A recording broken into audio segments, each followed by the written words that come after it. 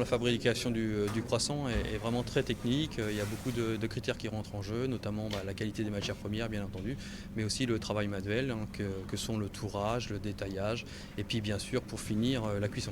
Puis ce qui est intéressant, c'est que le jury n'a pas vu les candidats travailler, mais à travers les produits, ils s'aperçoivent des problèmes qu'ils ont pu rencontrer ou pas. Donc là, aujourd'hui, donc, ils ont noté bien sûr la pousse, le développement du produit, la brillance, et puis bien entendu le goût, hein, ça c'est quand même ce qui prime. C'est un métier d'artisanat qu'il faut sauvegarder. Il y a vraiment un danger avec la production industrielle aujourd'hui.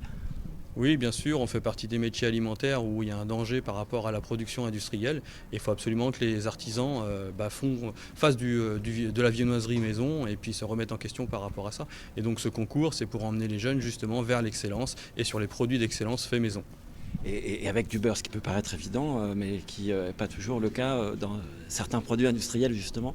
Bien sûr, avec du beurre, effectivement, ça paraît essentiel, mais aussi un beurre de qualité qui est le beurre désigné et qui est quand même un beurre AOP. Les émissions culinaires ont-elles modifié la perception qu'ont les jeunes de ces professions très exigeantes malgré tout?